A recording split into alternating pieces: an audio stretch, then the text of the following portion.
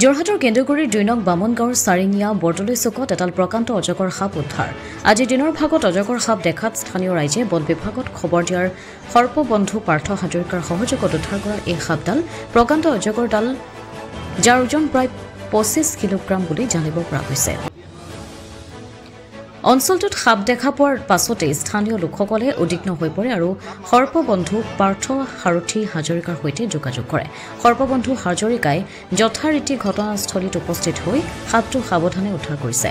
সাপটো সম্পূৰ্ণ সুৰক্ষিতভাৱে ধৰা পৰাৰ পাছত প্ৰকৃতি সংৰক্ষণৰ লক্ষ্যে তেওঁ সাপটোক সংৰক্ষিত অঞ্চলত মুকলি কৰাৰ ব্যৱস্থা কৰিব বুলি জানিবলৈ দিছে। স্থানীয় লোকসকলৰ মতে এই অজগৰ সাপ আগতে কেতিয়াও দেখা নাছিল। অৱশ্যে অঞ্চলটোত সাপৰ উপস্থিতি নতুন কথা নহয়। পাৰ্থ সাৰথী হাজৰিকাই এই ঘটনালৈ মন্তব্য কৰি কয় যে বনাঞ্চল সংলগ্ন অঞ্চলসমূহত ইমান ডাঙৰ সাপ দেখা পোৱাৰ সম্ভাৱনা থাকে আৰু ইয়াক প্ৰকৃতিৰ স্বাভাৱিক ঘটনা বুলি গণ্য কৰিব লাগে। এই ঘটনাই স্থানীয় ৰাইজৰ মাজত সজাগতাৰ প্ৰয়োজনীয়তা বৃদ্ধি কৰিছে। সাপটো উদ্ধাৰৰ লগতে প্ৰাণী আৰু প্ৰকৃতিৰ মাজত সমন্বয়ৰ প্ৰয়োজনীয়তাও সংকেত দিছে। যোৰহাটৰ পৰা অনুপম বৰাৰ ৰিপৰ্ট, পোহৰ লাইভ।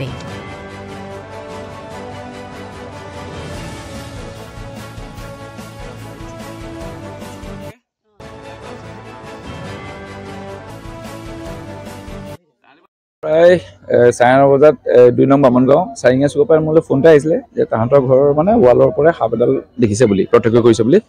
তাৰপিছত মই কি সাপ বুলি সোধাত তেখেতসকলে ক'লে অজগৰ সাপ এডাল ওলাইছে।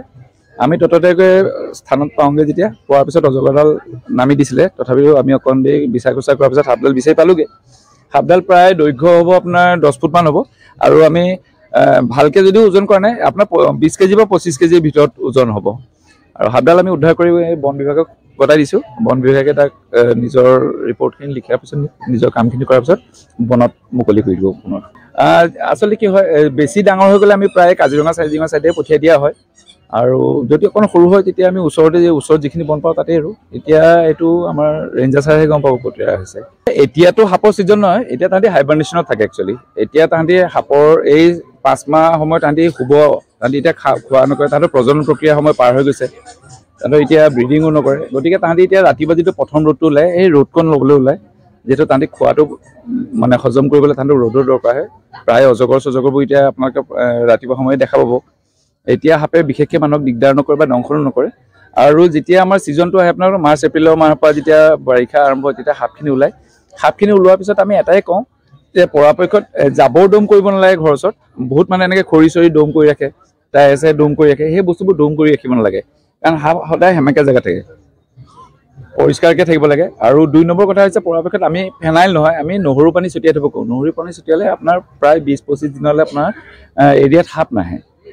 আৰু পৰাপক্ষত ৰাতি গধূলি ওলালে মানুহে টৰ্চ বা কিবা লাইটৰ ব্যৱহাৰ কৰাটো ভাল উচিত, যিটো ছিজন হয় সাপৰ। গতিকে এইখিনি কথাই আমি কৈ আছোঁ। আৰু এইটো বিনামূলীয়াকৈ হৈ আছে।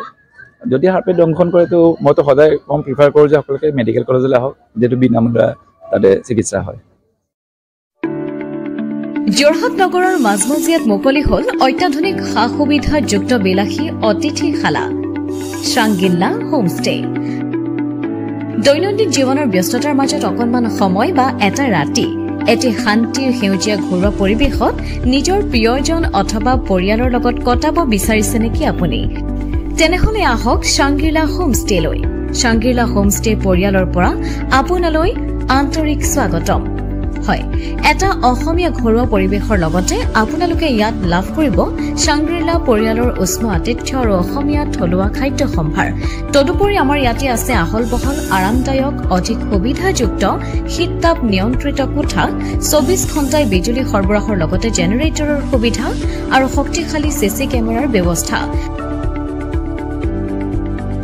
বিনামূলীয়া ৱাইফাই সুবিধা, কাৰ পাৰ্কিঙৰ ব্যৱস্থা, ন্যূনতম মূল্যত গাড়ী চালকৰ বাবে কোঠালিৰ ব্যৱস্থা, লগতে আপোনাৰ প্ৰমোদৰ বাবে উপলব্ধ এখন মুক্ত টেৰেছ, য'ত মুকলি আকাশৰ তলত আহাৰ গ্ৰহণৰ আনন্দ লাভ কৰিব পাৰিব আপুনি। আপোনাৰ বাবে এটি সুখবৰ, আমি প্ৰথম ২০ জন গ্ৰাহকলৈ আগবঢ়াইছো ৩০% ৰেহাই মূল্যত অত্যাধুনিক কোঠালি।